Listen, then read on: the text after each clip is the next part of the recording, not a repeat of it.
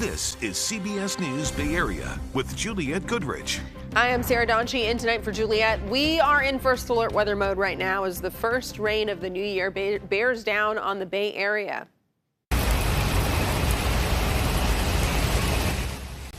We are in the thick of it. This is some new video into our newsroom from Hayward, and you could hear and see it was coming down pretty hard when we shot this. For those of you who went back to work today, it was probably a really slow drive home, or maybe you're still working on that, and a windy one, too. First Alert meteorologist Paul Hagan has been tracking not just the rain, but the wind. Yeah, the rain is making a mess of the roads, and the wind certainly has the potential to move you around on those wet and slick roads. And the rain's going to last several more hours. Been coming at us in waves. Let's zoom in to various parts of the Bay Area and show you where some of the heaviest rain is coming down. Another batch of some slightly heavier downpours making its way to the east of 101 throughout Sonoma County. So rain tapering off to some extent in Santa Rosa, where you've added up already about an inch or so of total rainfall. San Francisco is in between batches of rain. One moving across the bay into Oakland, another lining up farther offshore. We're going to see that rain continuing to surge in as we head through the evening. Some of those most widespread and heaviest rain at the moment is concentrated over much of Alameda County, including parts of the Tri-Valley. Livermore had to wait on the rain to arrive, as did San Jose, but now it is coming down in both of those cities. Some of the heaviest rain again extends farther south into the Santa Clara Valley, pushing its way farther and farther to the east. And there is more rain that is coming down the peninsula. We'll zoom back out and put everything in motion. You can see there is more offshore. The back edge of this represents probably the last of the widespread moderate to occasionally heavy rainfall, but we're still going to see off and on showers after midnight tonight into early tomorrow morning. Gradually, the showers become more mist than hit, but there's still the chance there are going to be a couple showers in the radar for the morning commute on Wednesday. Those should diminish and largely fade away as we head towards midday on Wednesday, and the forecast dries out for at least a little while, but there's more rain down the line later this week. We'll take a look at the full 7-day forecast in just a few minutes. Thank you so much, Paul. And for a change, California is actually going into the new year in good shape water-wise.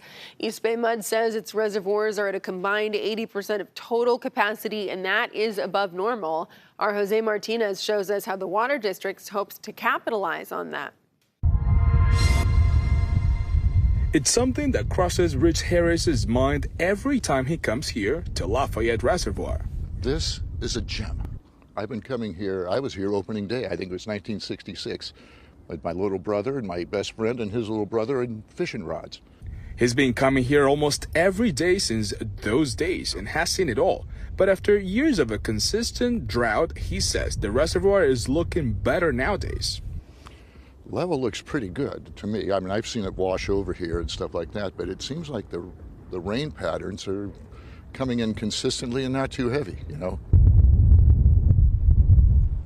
And that's exactly what's happening all over the Bay Area these days. So it's still a little bit early in the season.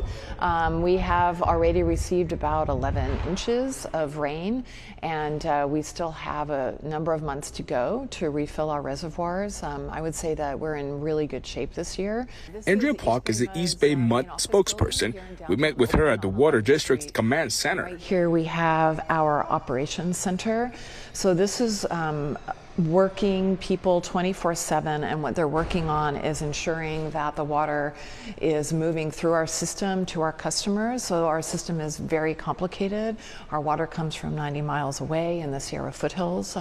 It's snowmelt, a majority of it, 90% of the East Bay customers' water, and it flows 90 miles through 3 large aqueducts, and when it gets to the Bay Area, it either goes right to a water treatment plant where it's treated and then delivered to customers, or it may be held temporarily in one of our local reservoirs. And after a few years of drought conditions, she says as of now, there's no concern about it this year. We recognize that customer conservation plays a significant role in terms of our water supply. So East Bay Mud typically will make a call in April on where we are in terms of our water storage for the year, and make an announcement about whether or not we are in a drought situation. That's why Rich says he's keeping an eye on what he can do to help at home. Still not flushing the toilets every time. Why? Because we got in the habit, and it's easy. It's just my wife and I now.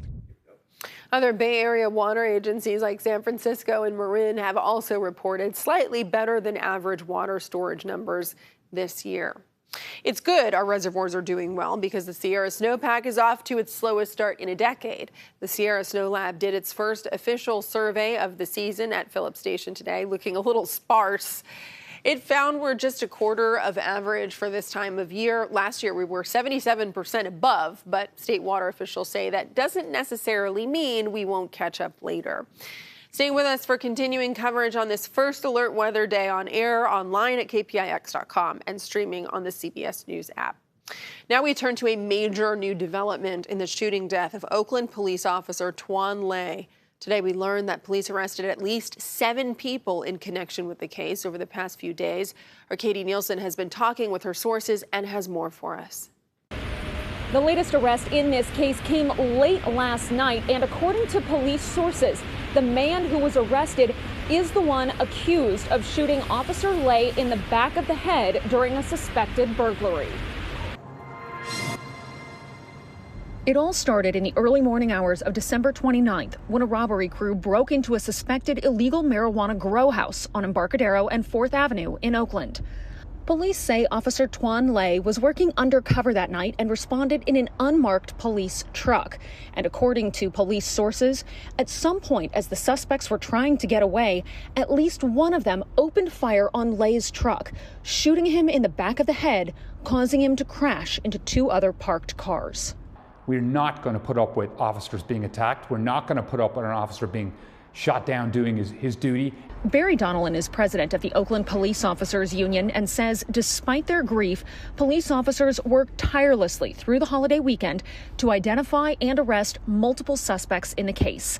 According to police sources, there are now at least 7 suspects who have been arrested in the case, including one who was caught on Friday night in San Francisco after a high-speed chase, which led to the suspect's vehicle being flipped on its side and SFPD squad cars smashed, where 4 officers were injured. Donnellan says police will not rest until every suspect involved is held accountable. We are going to arrest you. We're going to put you behind bars. We are going to bring justice to this family and to every Oakland police officer who serves. He says Le's family was also told about the arrests earlier today. Very, very appreciative, very emotional, and they've been very, very supportive of the police department the whole time.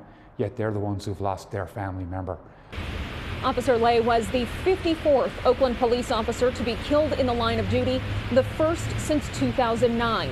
According to the Oakland Chinatown Chamber president, Carl Chan, there will be a vigil for Officer Le and his family later this week. Officer Le was 36 years old. He'd been with OPD for less than 4 years. He was born in Vietnam but lived in Oakland for most of his life. He leaves behind his wife and his mother.